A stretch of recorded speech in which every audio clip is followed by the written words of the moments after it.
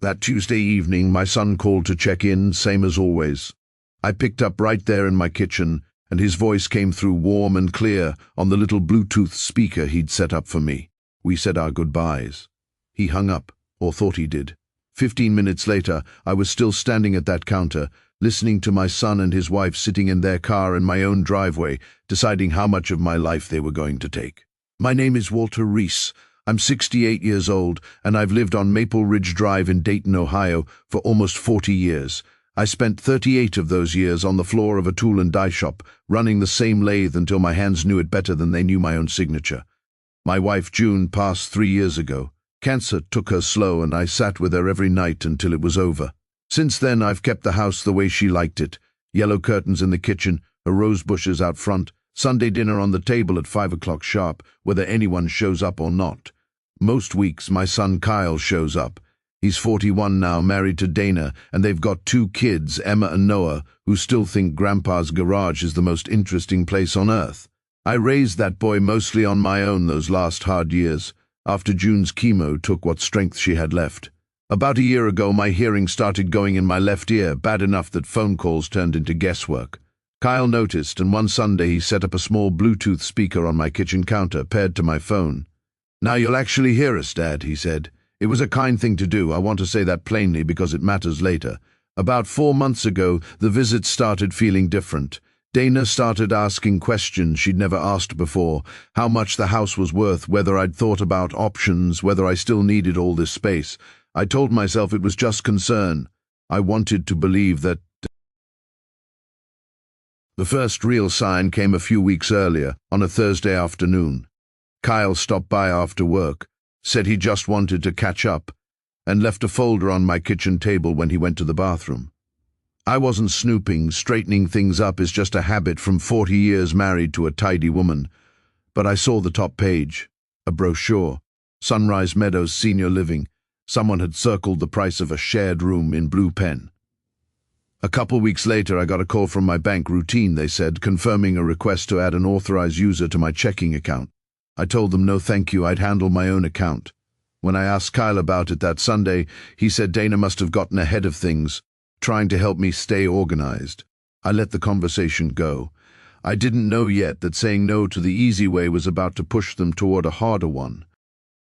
Then came that Tuesday evening. Kyle called to check in, same as most weeks.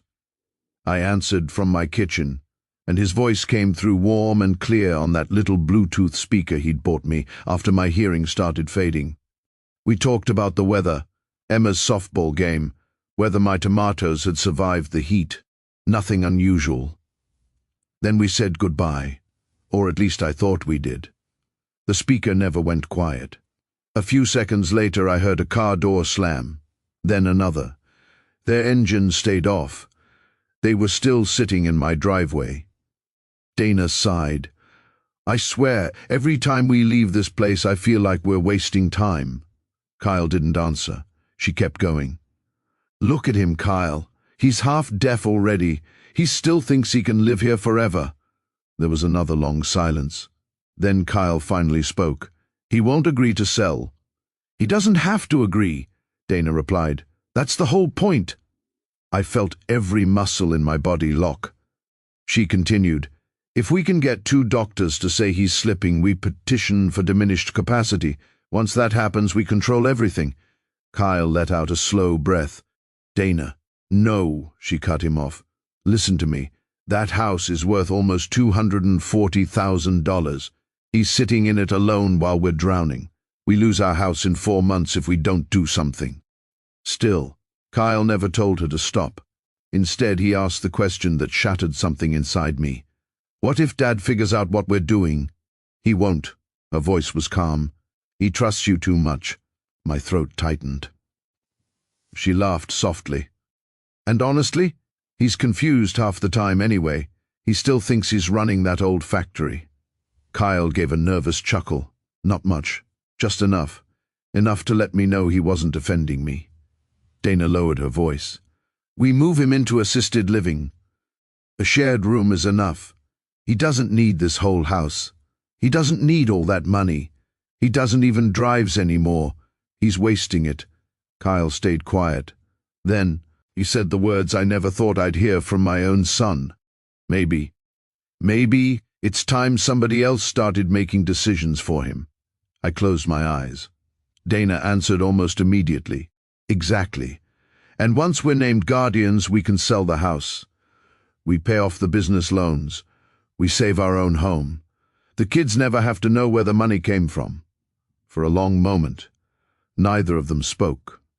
Then Dana whispered one last sentence that hurt more than everything before it. He'll probably thank us one day. Trust is a strange thing. You never notice it while it's holding you up. Like the floor beneath your feet, you walk across it every day without a second thought. It's only when one board finally snaps beneath you that you realize how much of your life was resting on it. Standing there in my kitchen, one hand pressed against the counter, I felt that floor collapse, not because strangers were talking about taking my home, because my own son was helping them measure the walls. I didn't touch the speaker. I didn't interrupt. I didn't even breathe. I listened until I heard the engine finally start and the tires crunch across the gravel. Only then did I sink into the chair across from where June used to sit. I looked at the empty place she always filled, and for the first time since losing her, I asked out loud, "What am I supposed to do now, June?" The kitchen stayed silent, but somewhere deep inside me, I already knew. The following Tuesday, Patricia called me. They're here, Kyle, Dana, and the doctor they'd convinced to evaluate me. Patricia asked if I wanted to come. I told her I would. When I walked into the conference room, Kyle looked like he'd seen a ghost. Dana froze. Neither of them expected me. Patricia calmly placed my trust documents on the table. Then she looked directly at Dana. Before today's meeting continues, Mr. Reese has informed this office that he accidentally overheard a conversation regarding an attempt to obtain a finding of diminished capacity for financial purposes.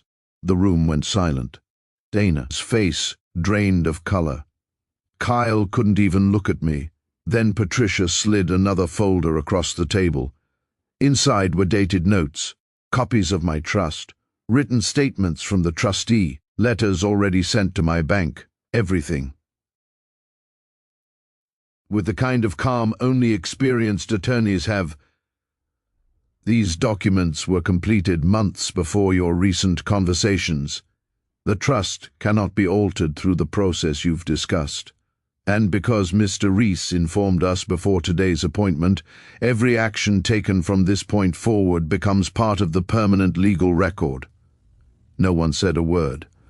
The physician slowly closed his notebook. He looked at me, then at Kyle. Finally he stood up. I don't believe my presence is appropriate here. He quietly left the room.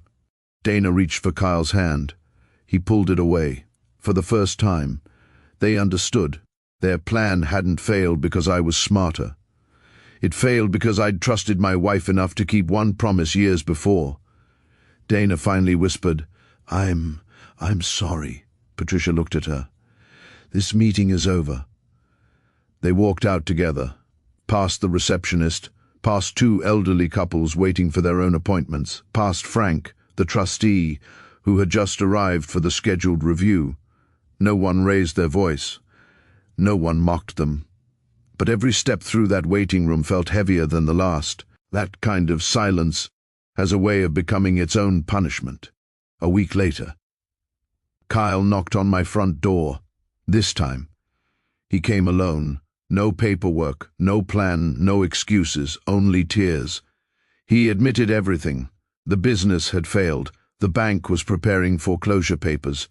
Dana had panicked, and instead of asking his father for help, he'd started convincing himself taking control of my life was the only way to save his own. I listened, every word. When he finished, I asked him one question. Why didn't you just ask me? He couldn't answer, because there wasn't one. The next day, I invited both of them back for Sunday dinner. Not because they'd earned forgiveness, because bitterness would have punished me more than them. With Patricia handling every document, we arranged a legitimate loan from the trust, every dollar recorded, every repayment scheduled. Kyle accepted a management position with another landscaping company. Dana went back to work.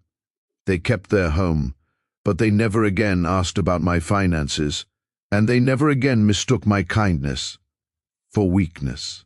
That little Bluetooth speaker still sits on my kitchen counter. Most days, it only plays music. Sometimes my grandchildren call through it. Every now and then, I look at it and smile. Funny how the gift my son bought so I wouldn't miss his voice ended up making sure I never missed the truth. Because in the end, karma didn't come from anger. It came from honesty arriving before greed could finish its sentence. If the people you love believed you couldn't hear them, what do you think they'd be saying when you weren't listening?